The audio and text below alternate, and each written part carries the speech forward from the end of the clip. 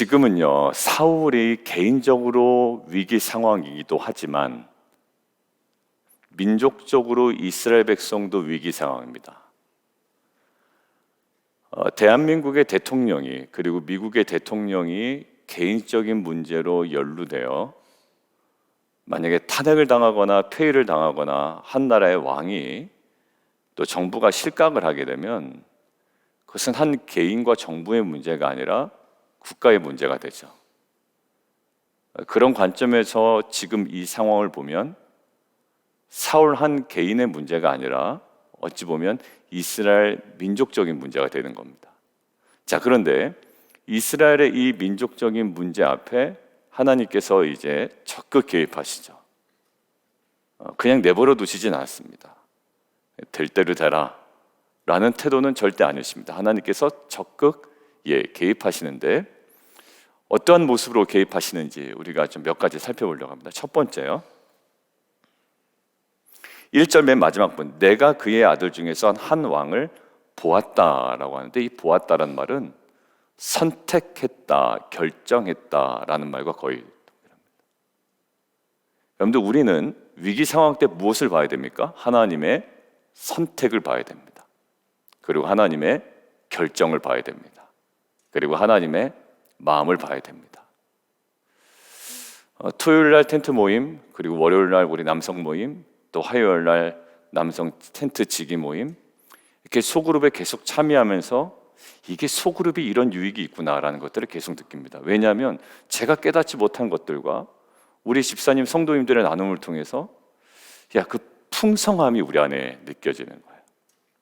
근데 거기서 제가 어제 또 인상적이었던 것은 다 좋아 보이거든요.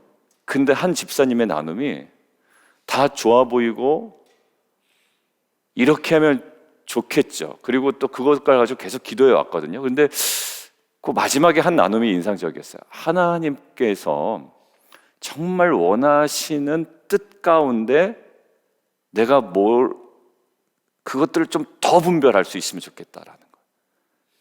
그러니까 비즈니스에 관련된 부분이었는데요. 그래서 집사님 얘기 들어보니까 굉장히 맞네요. 그리고 지금까지 그런 과정들이 또 의미가 있었네요 라는 생각이 들었습니다. 근데 가장 위기 상황일 때, 혼란스러울 때, 뭔가 충돌이 벌어지고 지금 뭔가 한 치 앞도 제대로 알 수 없는 상황 가운데 지금 하나님께서는 정확한 길을 보여주시는데 무슨 길일까요? 또 왕을 구했던 다른 사람들 다 하니까 다른 나라들처럼이 아니라 분명히 내가 그의 아들 중에서 한 왕을 보았다라는 거예요. 여러분들, 오늘 본문을 가만히 보면 보다라는 내용이 엄청 반복됩니다. 이게 뭐라고요? 결정, 판단, 그리고 그 주체자의 마음이에요.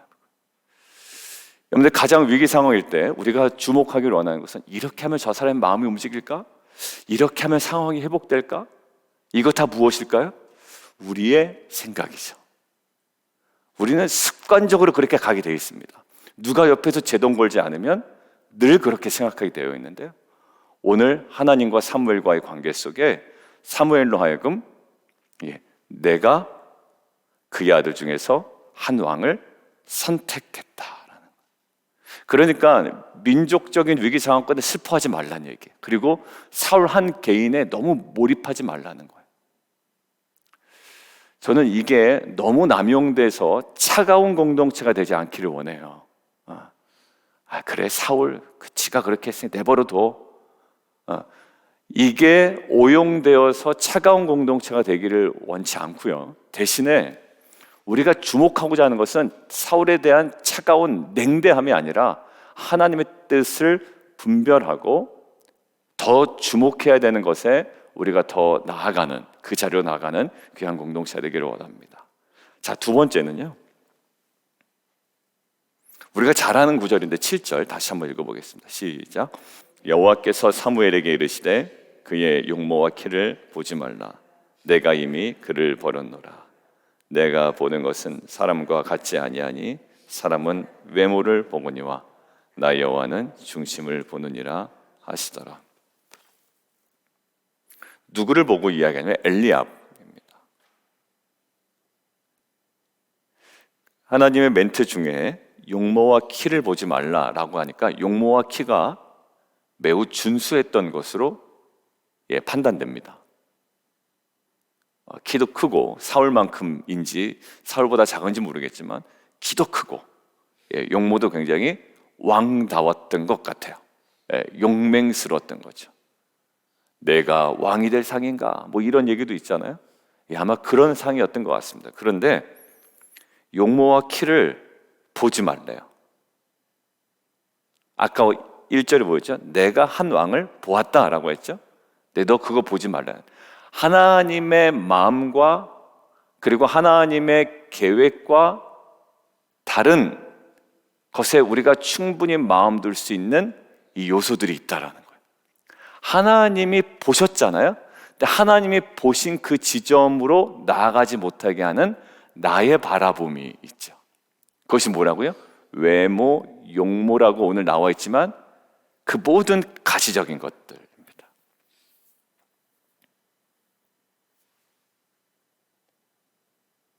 근데 하나님은 그것들을 보신다, 안 보신다? 안 보신다는 거예요. 그러니까 하나님이 보시지 않는 걸 내가 보면 하나님이 정작 보시는 부분을 우리가 놓칠 수가 있다는 거죠. 하나님께서 보지 않는다라고 얘기한 부분을 너무 뚫어지게 보고 있으면 정작 하나님이 보고 계시는 그 지점을 다 놓쳐버리게 되는 거예요. 몇 번이나? 지금 7번이나 지금 계속 그 과정을 겪습니다. 하나님께서 뒤에 뭐라고 하시면 내가 보는 것은 또 본다고 말씀하시죠. 그러니까 오늘 본문에서는 이 본다라는 얘기, 이 표현 주목해야 됩니다. 내가 보는 것은 사람과 같지 않다. 하나님은 영이시고, 근데 그 하나님이 그럼 무엇을 보시나, 무엇을 만지시고, 무엇을 판단하시고, 무엇을 결정하시나 라고 봤더니 또 한 번 이야기하죠. 사람은 외모를 보지만 여호와는 무엇을 본다? 중심을 본다라는 거예요. 그러니까 중심이 더 중요하다. 그것이 찐이다, 진짜다라는 거예요.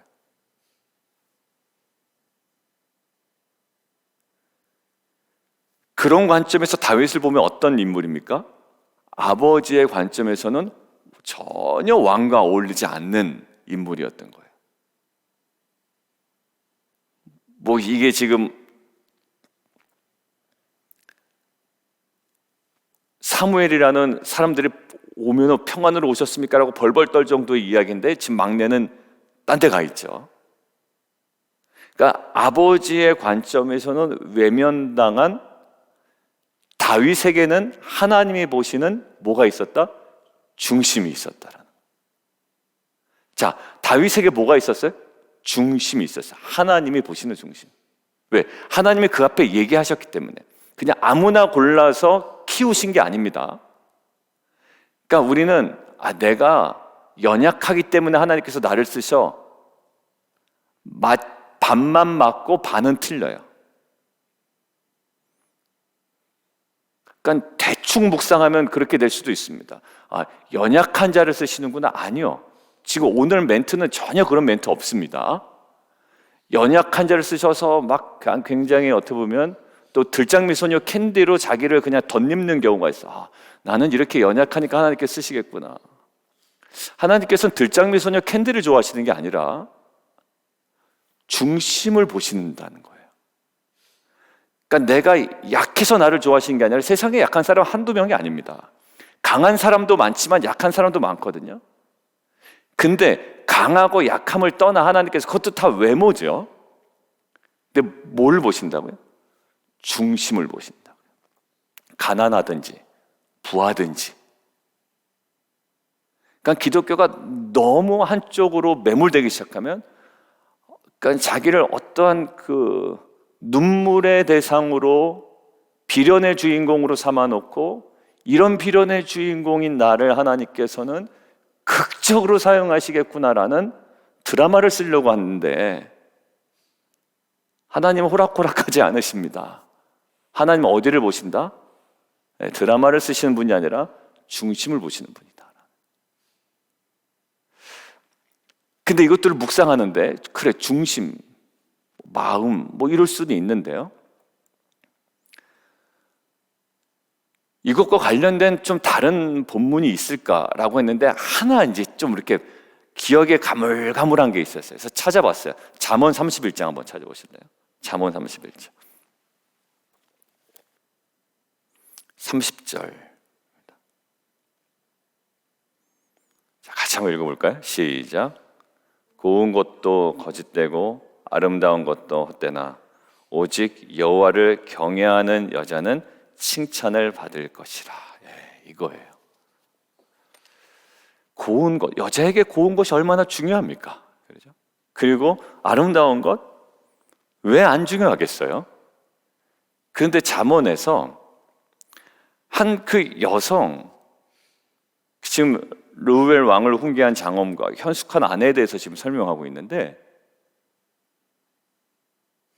고운 것도 거짓되고 아름다운 것도 헛되대요. 그럼 뭐냐? 사람은 외모를 보지만 하나님 무엇을 보신다? 중심을 보신다라고 할 때 도대체 뭘 보실까? 나의 따뜻한 마음을 보시나? 아니면 그거일 수도 있겠죠. 그런데 하나님께서 보시는 중심의 핵심은 여호와를 경외하는 것이다. 왜 지금 여자를 가지고 전체를 얘기하십니까? 라고 물어본다면 저에게 어떤 감동이 있었냐면, 우리는 신약 시대를 살아가는 신랑된 예수님을 기다리는 거룩한 신부죠. 거룩한 신부가 준비해야 될 것은 뭐라고요? 세마포, 깨끗한 옷을 준비하고 그때 입을 옷을 단장해 놓고 언제든지 입고 달려나갈 수 있는 거예요. 그것은 단순히 눈에 보이는 옷이 아닙니다. 없잖아요. 우리가 옷장에 가면 그 준비한 옷이 뭘까요? 거룩함이었고 거기에 가장 중요한 것이 하나님을 경외함이었어요. 여러분들, 내가 약하기 때문에 하나님께서 나를 사용하신다는 것들은 반은 맞고 반은 틀립니다. 약한 자를 사용하시죠. 근데 약한데 악한 자까지도 하나님께서 막 용납하시는 분은 아닐 거예요. 물론 그런 자들도 회개시키고 하나님께 사용하시지만, 일단 우리가 믿음 안에 있고 우리가 거룩한 신부로서 살아갈 때 약해서만 사용하신 거 아니라 그것조차도 외모죠. 어떤 것도 편향된 시선이죠. 강한 자는 그럼 우리가 외면해야 됩니까? 아니죠. 용맹스러운 자는 우리는 배제시켜야 됩니까? 아니죠. 얼굴 예쁜 사람은 다 안내해서 빼야 됩니까? 우리는 외모를 안 본다고? 그것도 아니란 말이에요. 그게 아니라 예쁘건 덜 예쁘건 키가 크건 작건 그게 중요한 게 아니라 뭐가 중요하다? 중심이 중요하다. 하나님, 내가 이렇게 고생했으니 하나님께서 내게 보상해 주시겠지. 아니요. 세상에 고생한 사람 많습니다. 고생한 만큼 보상해 준다면 그건 뭘까요? 은혜가 아니라 뭐가 된다? 공로가 된다. 은혜가 아니라 뭐가 된다? 삭시된다. 이게 성경의 가르침이잖아요. 내가 이렇게 고생했으니 하나님께서 보상해 주시겠지. 아니요. 하나님은 뭘 보신다? 중심을 보신다. 어제 얘기했죠? 진짜 성도는 선한 행위 속에 있는 동기의 죄를 회개하지만, 종교적인 사람들은 선한 행위에 의존한다라고 어제 마지막에 말씀드렸습니다. 얼마나 인간의 죄가 정말 뿌리 깊은지. 진짜 그리스도의 사람들은 선한 행위 속에 있는 동기 때문에 회개하지만, 아주 종교적인 사람들은, 껍데기 있는 사람들은 그 선행을 오히려 의지한다. 오늘 보십시오. 우리 중심이 뭡니까? 여호와를 경외하는 거예요. 그것이 지혜의 근본이라기도 하고, 여호와를 경외하는 여자는 고운 것도 아름다운 것도 초월해서 하나님께서 뭐라고요? 칭찬을 해주실 거고 그 여자는 칭찬을 받을 거라는 거예요. 다윗이 어떠했습니까? 왕으로서의 어떤 모습은 아니었던 것 같아요. 근데 그것들을 초월해서, 아니기 때문에 뽑은 게 아닙니다. 저는 이 반대 논리로 가서 정말 이상한 지점 흘러가지 않았으면 좋겠어요. 그런 모습이 안일해서 뽑은 게 아니라 오늘은 그런 논리는 전혀 없습니다. 왕 같지 않은 사람을 뽑아서 극적인 드라마를 쓰시려고 한 게 아니라 뭘 보신다? 중심을 보신다라는 거예요. 열경에는 중심. 이 중심을 회복해 나가는 저 여러분이 되었으면 좋겠고요. 근데 이것에 가장 우리의 모델이 되시는 분이 한 분 계신데 바로 예수 그리스도예요. 이사야서에 뭐라고 나오는 거예요? 그가 겉으로 볼 땐 뭐다? 흠모할 만한 것이 아무것도 없다라는 거예요. 야, 저 참 보기 좋다라는지 저 사람처럼 되겠다라는 그런 모습이 전혀 없습니다. 그런데 그는 한 가지에 집중했죠. 그를 보내실 하나님의 뜻, 온전히 경외함으로 순종함을 통해 세상의 모든 문제를 다 해결하는 슈퍼맨은 아니었습니다. 예수님이 그 당시에 여전히 사회는 부패했고, 여전히 권력은 부패했고, 여전히 사회는 어두웠습니다. 그런데 예수님이 모든 것들을 해결하신 분이 아니라 한 가지 반드시 해야 되는 것에 집중했죠. 저는요, 오지랖 넓은 크리스찬이 되지 않기를 원해요. 이런 면에서 빛과 소금 교회가 세상의 모든 것들을 다 감당하고, 아닙니다. 그런 저런 거 자꾸 얘기하지 말고, 사울처럼 장황하게 얘기하지 말고, 제가 이걸 해가지고 뭘 하려고 그러기 때문에 아니요, 장황하게 얘기하지 말고 원래 하나님과의 관계 속에 약속했던 거, 빛과 소금, 그렇죠? 끝까지 팔복의 삶으로 빛과 소금의 사명을 감당하고, 세력을 키워서 커가지고 경제적인 풍성함으로, 물론 은혜 주시면 감당해야 되겠지만 가장 중요하게 놓치지 말아야 될 중심이 있다. 중심. 왜? 하나님은 중심을 보시겠다. 저거 헛바람 들었구나 라는, 하나님께 오해를 받거나 하나님을 오해하지 않는 분이지만 그런 평가를 받지 않는 공동체 얘기를 합니다. 모든 많은 것들을 얘기하지만 하나님 입장에서 헛바람 든, 어떻게 보면 허풍 맞는 자가 아니라 이제 하나님 보시기에 그 중심이 살아있는 저 여러분 되기를 원해요. 예수님께서 그 모든 권세를 가지고 내가 여기서 한번 세력을 키워보겠다라든지 아니면 로마를 뒤집어 보겠다라든지 아니라 딱 하나 감당하셨죠. 뭘까요? 모든 채찍과 고난과 십자가만 감당하고 가셨습니다. 여기저기 어떤 인간적인 가시적인 매력을 끌만한 일을 하지 않으셨다고요. 오직 한 길, 그 중심을 놓치지 않으셨던 주님이 온전한 구속사를 성취했던 것처럼 우리가 여기저기 쑤시고 다니면서 뭔가 해나가는 것이 아니라 정말 하나님께서 우리에게 맡겨주신 오직 한 일, 저는 그게 가정에서부터 시작됐다는 생각이 들어요. 막 교회를 섬깁니다 그러지 말고요, 그냥 남편을 잘 섬기는 거예요. 기도로, 정말 내 기도 아니면 우리 남편 죽는다라는 심정으로 기도로 섬겨야죠. 어떤 거 그러면서 교회에서 칭찬 받아봤자 뭐 하겠어요, 그죠? 남편도 마찬가지. 부인을 정말 사랑으로 감싸주는 거죠. 우리 장로님, 우리 집사님, 기도가 멋집니다.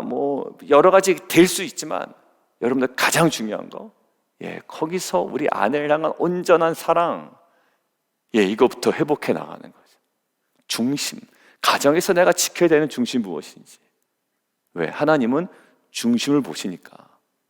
너 해가지고 뭐 한다고 그러는데 내가 보기엔 너 중심을 지켜야 될 것 같아. 너 중심이 거기 가 있지 않아. 중심이 거기 가 있다면 그렇게 결정하겠니? 라고 아마 하나님께서 얘기하실 거예요. 왜? 여호와는 중심을 보시기 때문에. 여러분들, 내가 해야 하는 일에 집중하는 것, 가장 중요한 일, 그 일을 놓치지 않는 자가 정말 여호와 앞에 외모와 그리고 키로 승부하지 아니하고 정말 주님께서 보시는 나의 중심으로 우리께 나아가는 공동체가 될 줄 믿습니다. 이 신앙의 싸움에서 우리가 밀리지 아니하고 괜히 허풍 만든 크리스찬과 교회가 아니라 이제 하나님께서 원하시는 그 중심을 온전히 오늘 하루 회복해 나가는 저 여러분 되기를 주님의 이름으로 축원드립니다. 우리 함께 기도하며 나가도록 하겠습니다.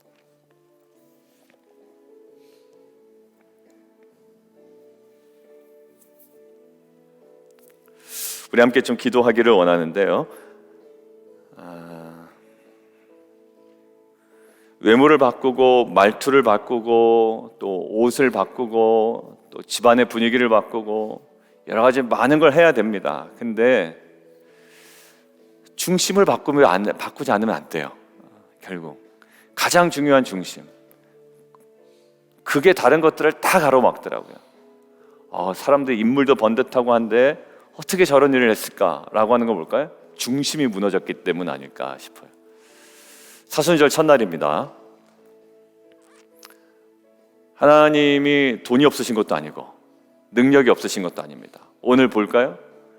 다윗이 불안불안해 보일 겁니다. 사람들 볼 때. 근데 뭐합니까? 기름을 붓고 하나님의 영에 감동되죠. 그러면 사실 우리의 신앙은 그것으로 충분해져 버리는 겁니다. 돈으로 승부할까? 내가 뭐 이렇게 해가지고 뭐 좀 해보려고 안 해도 됩니다. 예, 그냥 우리의 중심이 하나님께 딱 붙들려 하나님께서 기름 부어주시면 끝나는 거예요. 이렇게 하면 어떡하지? 라고 할 때 레위기 계속 묵상하셨죠. 레위기 우리가 쭉 읽어 내려왔잖아요. 이거 이렇게 하면 불안해서 어떡하지? 라고 할 때 한번 보라는 거예요. 하나님께서 그때의 그 결핍을 하나님께서 어떻게 채우시는지 네가 보라는 거죠. 결국 우리가 드려야 될 건 뭘까요? 하나님께서 말씀하신 것은 나의 중심을 지키는 거예요. 아니면 자꾸 우리의 우선순위 흐트러집니다. 외모를 보게 되고요, 키를 보게 되고 자꾸 그쪽을 키우려고 합니다. 왜? 그걸 키우는 것이 훨씬 더 내가 심리적인 안정을 추구할 수 있기 때문이죠. 그게 똥이라는 것을 우리가 이야기합니다. 누가 그랬나요? 사도 바울이. 사도 바울이요, 어디에? 이제는요, 오히려 핍박받고 고난받을 때 이것 빼고는 나를 닮으라고 하죠. 이것 빼고는. 심지어 그것까지만 다 닮으라고 하지 못하지만. 왜 그럴까요? 중심이 살아있는 자기 자신을 닮으라고 했던 거예요. 고난받는 것까지는 내가 같이 하자고 못하겠지만 너는 이것 말고는 나를 본받았으면 좋겠다고 담대하게 이야기합니다. 돈도 많이 벌었던 것도 아니고 사람들에게 인정받았던 것도 아니고 오히려 정말 뛰어난 지식을 가졌지만 그것을 똥처럼 여기고 정말 하나님 말씀에 순종해서 다녔던 자기의 뭘까요? 중심이었어요. 사순절 첫날 우리의 중심을 하나님 앞에 정직하게 투명하게 내어놓았으면 좋겠습니다. 정말 내가 추구했던 것이 무엇인지, 그리고 하나님께서 받으시는 중심 무엇인지, 드려야 되는 나의 중심이 무엇인지 오늘 고백하며 또한 기도로 나가도록 하겠습니다. 함께 기도하겠습니다.